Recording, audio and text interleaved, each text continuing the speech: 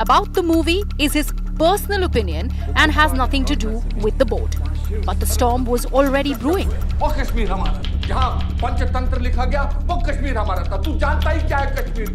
The film's lead actor, Anupam Kher, said that it's Lapid's remarks which are vulgar and not the film.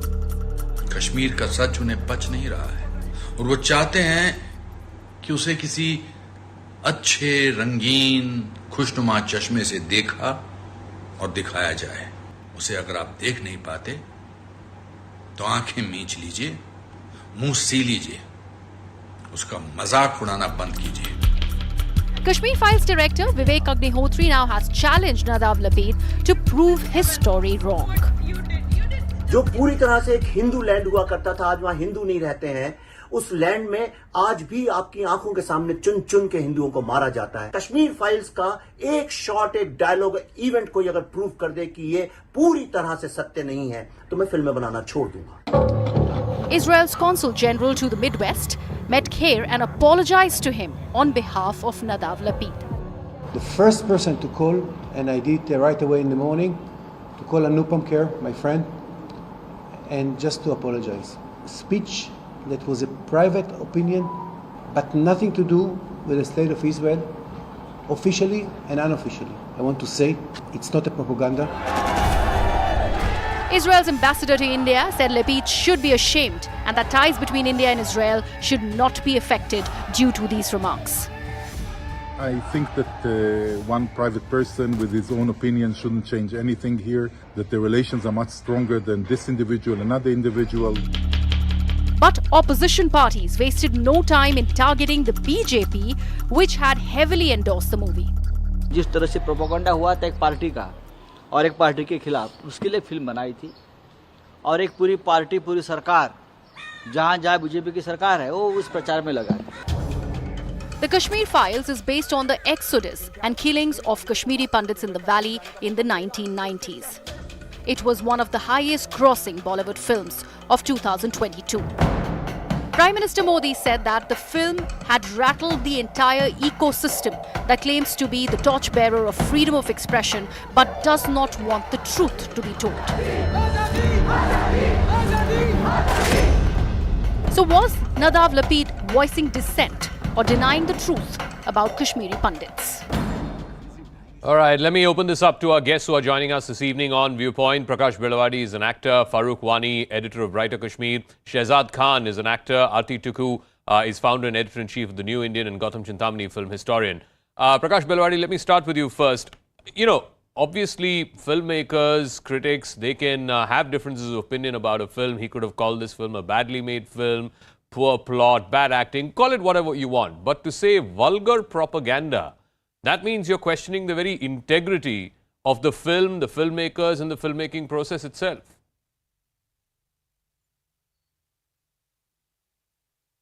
Prakash, you have to unmute yourself, please. Thanks. Prakash, you have to unmute your computer, please. Unmute your phone, yeah. Yeah, hi. You Hi. know, I'm in Sydney, and I didn't Sure. know any detail about this. I just I saw a headline saying that both the words vulgar and propaganda because somebody sent it to me. Mm-hmm. So thank you for the background that it gives me a clearer picture now. I see that more people have reacted against it also. See, I want to say some 3 or 4 really simple things that occurred to me. One is that he's a jury member, he's the head of jury, and if he has strong feelings for or against a film, it's part of being a juror. He can make a decision. What is unusual is that we get citations for films that a juror likes, not citations for stuff you didn't like. We don't pick films we don't like, we pick films we like, I think. Yeah. I think there are several errors in the way this is done by him. First is to call it vulgar is one thing, but to call it propaganda is political grandstanding in a way. And, he sees it's a controversial subject. This is what I suspect. And, he thinks he can get a great deal of attention. He's a renowned filmmaker. That may not make him a very wise person. This is something we see happen very often. to call it propaganda is the problem for me, because when you call it propaganda, propagating what it is, but is the question. Every filmmaker, including him, his films are quite edgy. He is pushing a point of view, and it's the right of the artist to do that. To call it propaganda is a little bit silly, I think.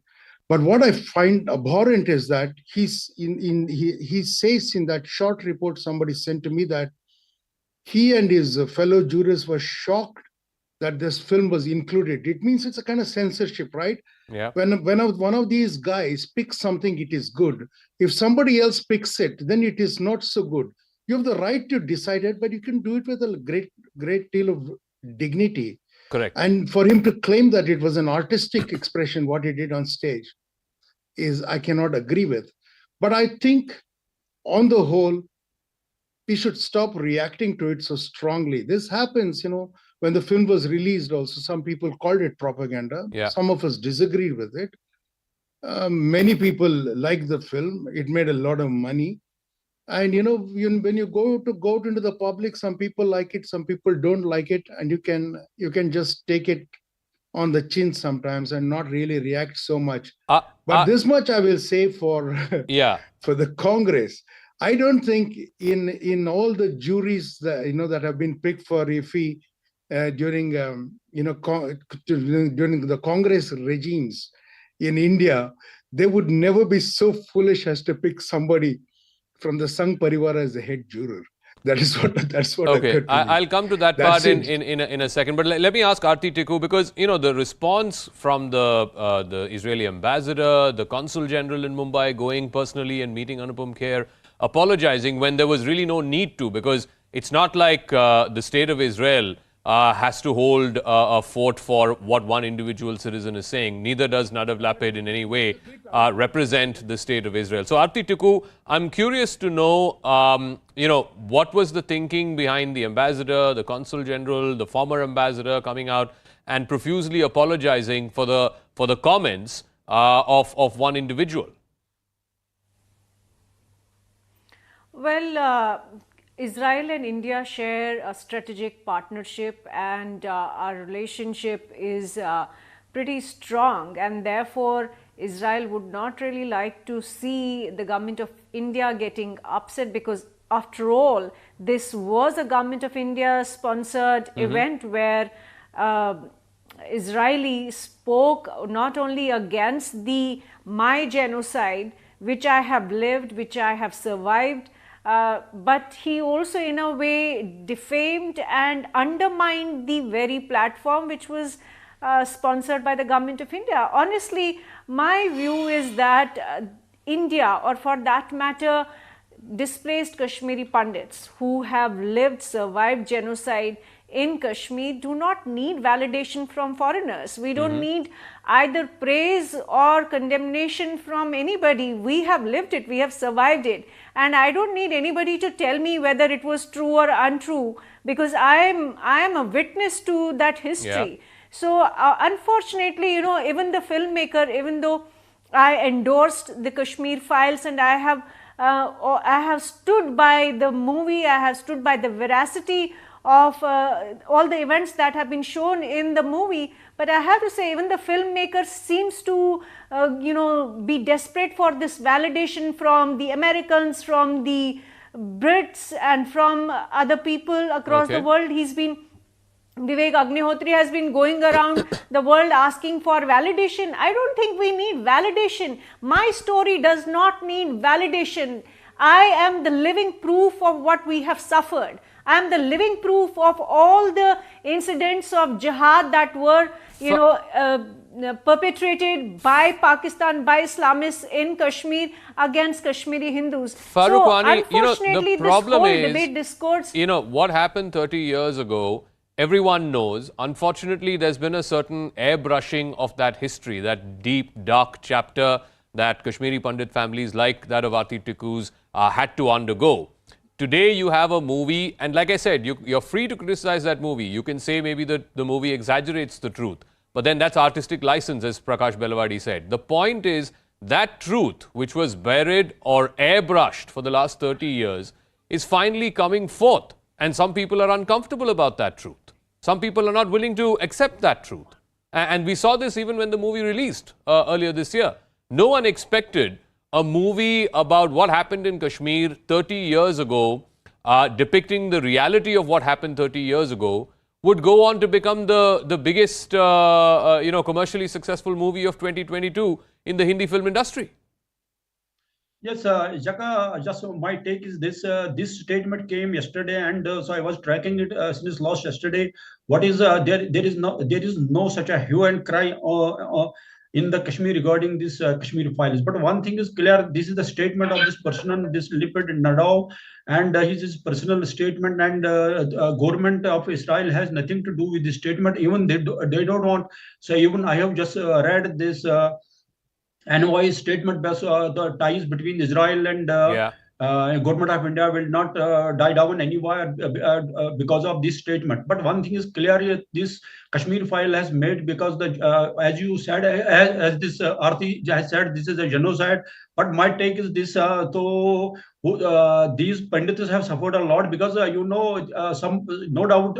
No doubt they are our brothers. We are living together. We have a history, we have a culture, we have everything is here. Even today, there are a lot of people in those who are living in the Kashmir. So lost those who are anybody who's died in a young age or elderly. तो वहाँ पे कौन कश्मीरी आ रहा है and say they are doing the lost rights of these fellow. नहीं, so, I mean, Farooq साहब ये बताइए कि ये जो हिस्ट्री है उनके साथ कश्मीरी पंडितों के साथ वो anywhere between 3 lakh to 5 lakh people who had to forcibly flee from their homeland, from their motherland. इनका जो हिस्ट्री है, इनका जो चरित्र है, इसको एयर ब्रश करने की क्यों जरूरत पड़ी? And this was across 20-30 years. Perhaps there will be something in his mind. This Nadav, there no, could be something in his mind. Would a Mr. Lapid deny Holocaust?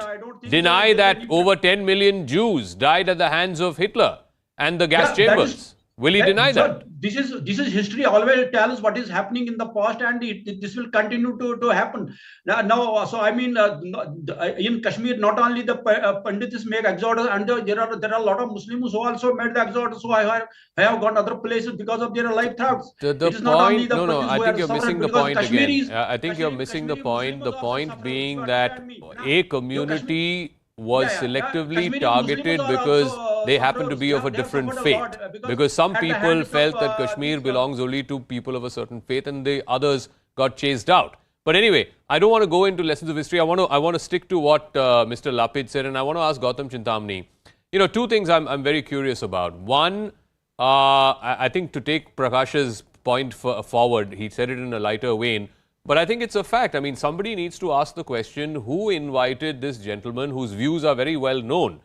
He has, in fact, in the past said that the Israeli state is full of propaganda. It's an occupying force in the West Bank. He refused to support a film fund, which some filmmakers there had started, saying that this is the fund of the occupiers. So his positions on issues are very well known. So questions need to be asked as to who in the organizing committee invited him to be the chair of the international jury. And secondly, there are 15 to 20 films that are made available to the jury members. Obviously, they see all of these films once or twice, and then 2 or 3 or 4, at best 5 films are given the prestigious awards. What was the need to talk about a film that was not in the awarded category? This was part of the 15 or 20 films that were screened, and it was up to the jury to decide which of those films they felt best deserved the award. I think, Zaka, we just have two dots in front of us which need to be joined by a single straight line. The filmmaker in the past has made his stand very clear.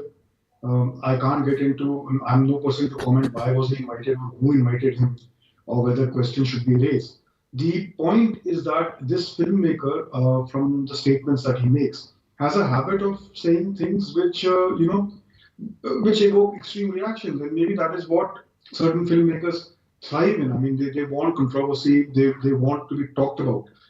Film is such a powerful tool. I mean, hearing Aarti here and having seen the film, you are absolutely right. You can comment on the artistic approach of the film, you can comment on certain elements of the film, but to comment on the film in such a light just makes it very, very clear and abundantly clear to me that this is a very politically driven statement made by the filmmaker. I'll give you an example.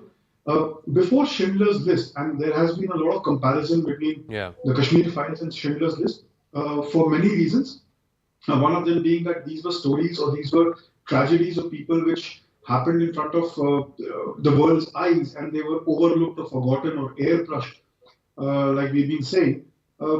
During the shooting of Schindler's List, when they were putting up swastikas in spaces where once upon a time swastika, the Nazi, the Third Reich swastika was raised, filmmakers had to apologize to people and tell them that we are trying to show a bit of history to educate people. Please forgive us for putting you through this trauma all over again.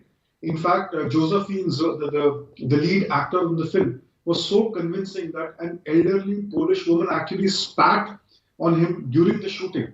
So when you know this kind of history and when you know what people have suffered, to completely negate something, and this is the film. I mean, I think Prakashji also mentioned that you talk about the good things at a festival when you're the jury head. You don't talk about the 17,000 films that you did not select. So that all these things are very simply pointing in a direction that this is a politically motivated statement to evoke a certain kind of reaction and also to question. I mean, India and Israel have had a fantastic relationship in the last 8 years. It's been growing with each passing day. The fact that high-ranking Israeli officials made a call to the actor Anupam Kher in the film.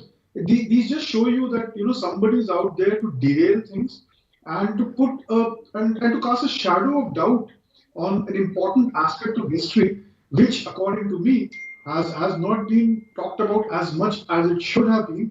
Not back then, and even now we need to speak about it a little more. Shehzad Khan, if I were to draw a comparison, what Gautam Chintamani was also saying, when Schindler's List came out, there were a lot of people who agreed with that film. There were a lot of people for whom it was a cathartic moment. There are a lot of people who did not agree with that film.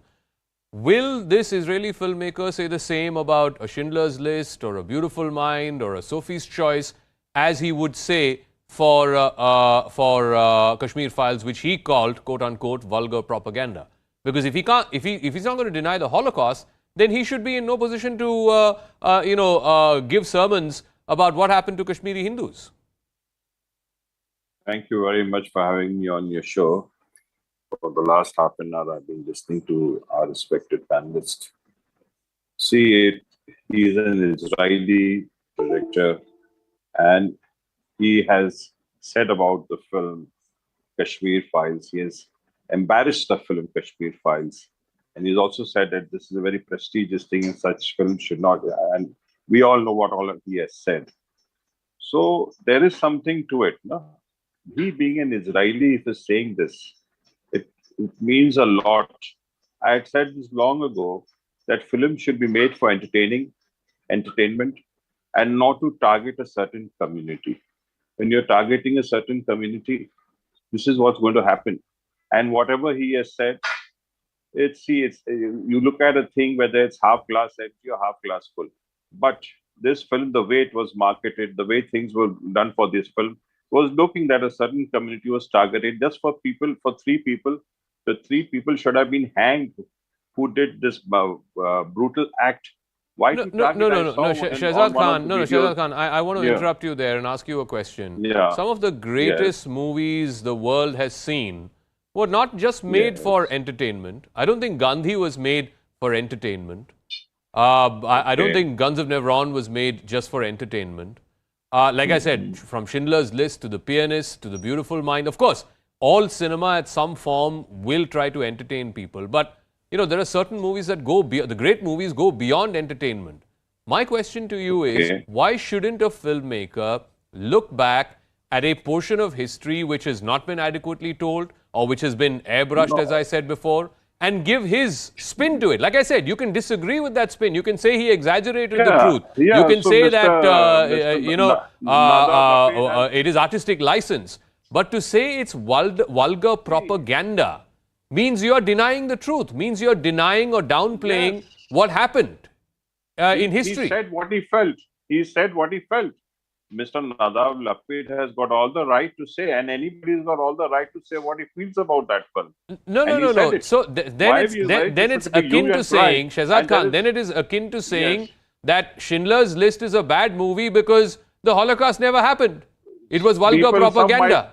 Will he ever say that about Steven Spielberg's movie? No, he will not, right? I don't know. I'm not Mr. Lapid's spokesperson that who can say No, what I'm he feels asking and you. what he's I'm not. asking you, He's free right? to Okay. say. I'm asking Shehzad Khan. Will Shehzad Khan ever say Steven Spielberg was a propagandist because he made a film that showed Jews as victims?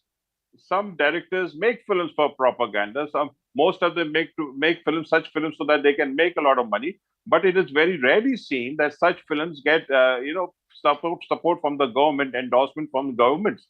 I would like to know that Schindler's List, did it get any endorsement from its government wherever it was made? No. One second. The fact that I'll bring in Prakash Balwadi. The fact that Kashmir Files got entertainment tax free in some states, not the first movie in the country to get that. And I can assure you, not the last movie to get that. Numerous movies in the past have got entertainment tax free. Okay, that's really not the issue here. Prakash Balwadi, again, I come back to a very, very simple point about, it is up to individual filmmakers to make sometimes movies.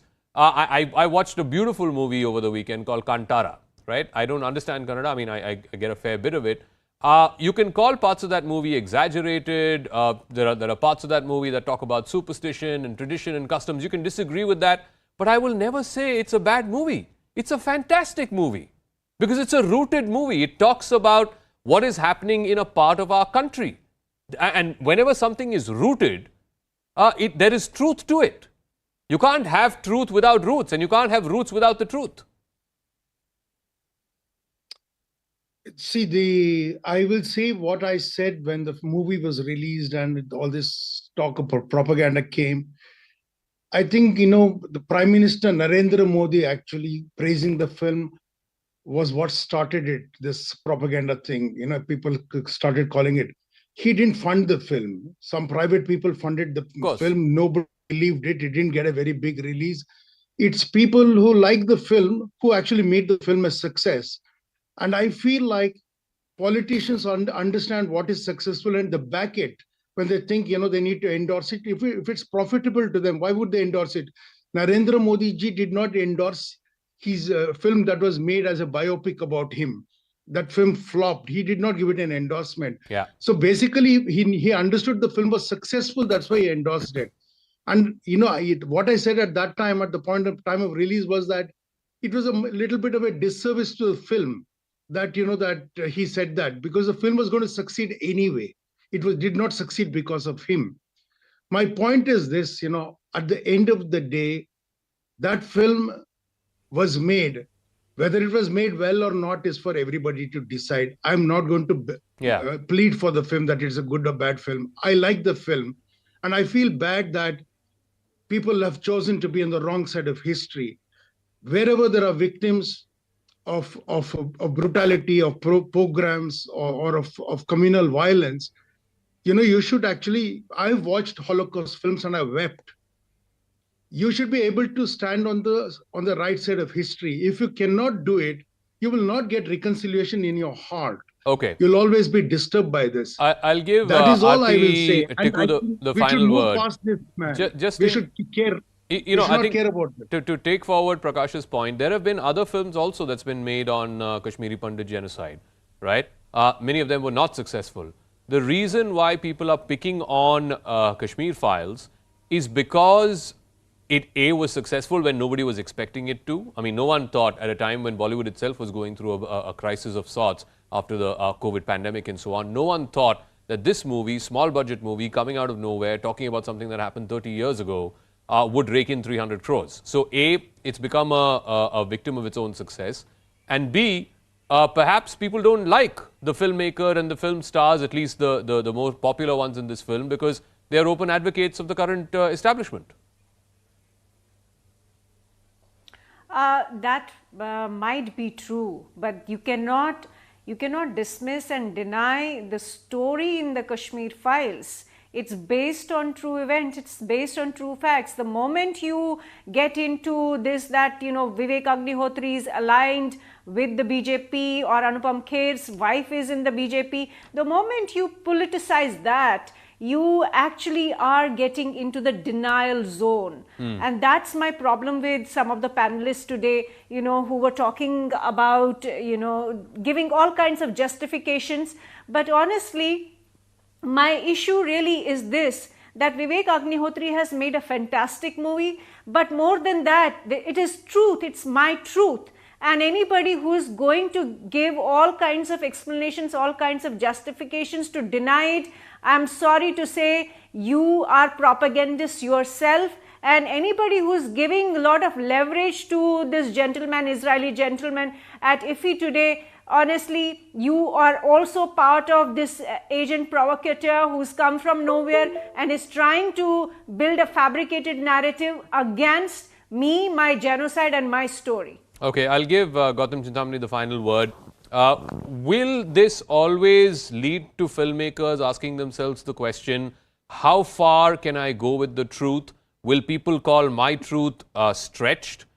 All truth is subjective. Aarti was talking about her truth does not need validation. Of course it does not need validation. But is this going to put a spoke on every filmmaker to ask himself or herself that, will my truth be called extreme or will my truth be called stretched? Well, Zaka, there will always be an opposing point of view. But I am of the firm opinion that one should not take the wrong argument for the sake of being a contrarian just because the right argument has already been taken. Every film which addresses an open wound will be questioned by some people, but that is not the point of the film. The film, and in this case, a film like Schindler's List or a film like Kashmir Files, tells the audience something which was not known to them, and that is a tragedy. And if a film corrects it, it can be a documentary, it can be fiction. But Aarti is here, and there are many like her who are testimony to the horrors that took place. So we cannot deny that. As far as filmmaking goes, this is it's a very subjective field. People will come, people will have their own views. Here, Shehzad has a completely different opinion, but that's for him to decide. Okay. I don't think this is going to change the way filmmakers approach films based on real events. I'll leave it at that. I'll echo what Gautam said. I think the reason why Kashmir Files was so successful was because it took people by surprise. It certainly took this current generation by surprise, who are maybe unaware of or who are not taught in their history textbooks about what exactly happened in Kashmir to the Pandits in the late 80s and 90s. It was an eye-opener, and that's why it worked. And sometimes it takes an entire generation for the truth to come out and for the entire country and the rest of the world to see that truth. And that's perhaps the greatest victory that the makers of this film have. Their truth has been told, has been acknowledged, and as Aarti said, it doesn't need an Israeli or an American or a British man to validate that truth. That's a wrap. Thanks very much for tuning in.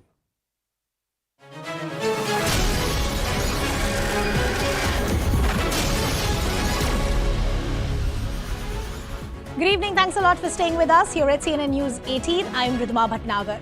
The battle for Gujarat is only heating up. With today being the last day of campaigning, you had Congress President Mallikarjun Kharge, who created a massive controversy in Rao by comparing the Prime Minister to Ravan.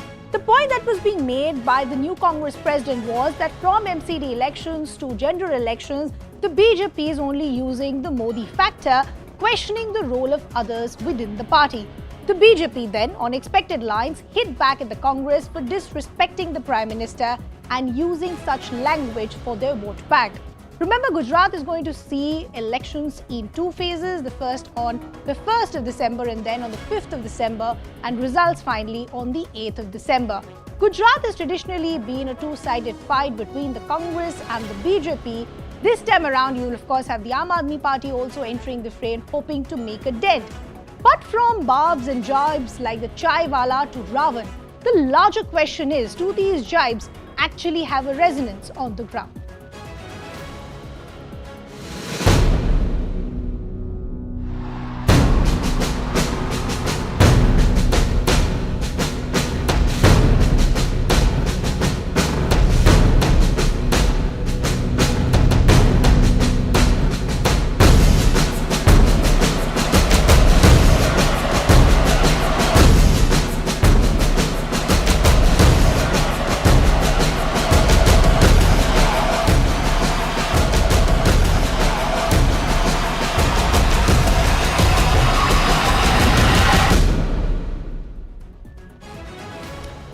is not the first time when these comments have been made, but more importantly, in cases more than one.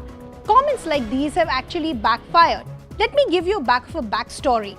Let's begin with what happened in December 2007. Sonia Gandhi called Modi Maut Ka Saudagar. The result at that time was the BJP won 107 seats in Gujarat Assembly polls. Then let's go back to Jan 2014, when you have Manishankar Iyer, who attacked Modi once again ahead of the Lok Sabha polls, saying that we'll find a job of a chaiwala for Modi. At that time, the result was BJP alone won 282 seats in the 2014 Lok Sabha polls. Let me give you some other examples. In October 2016, you had Rahul Gandhi, who said the Prime Minister indulged in Khoon ki dalali. The result was the BJP won 324 seats in 2017 UP Assembly polls. Then, in December 2017, you once again had Manishankar Iyer calling Prime Minister Modi Neech. And the result was the BJP won Gujarat Assembly polls with 49.1 percentage votes. Let me give you some other examples. Just between the timeline of 2018 to 19, there were multiple other instances as well. You had Rahul Gandhi calling the Prime Minister commander-in-chief. Manishankar Iyer once again calling the Prime Minister Neech. You even had Mayawati jumping in, who said that Modi abandoned his wife. And the Congress launched the Chaukidar Chor Hai campaign. The result of all of this was the BJP won 303 seats in 2019 Lok Sabha polls. But this is where the criticism is coming in from the Congress party. That can the BJP really take the moral high ground, considering the fact name calling seems to have become a pattern? Let me give you some examples where the BJP decided to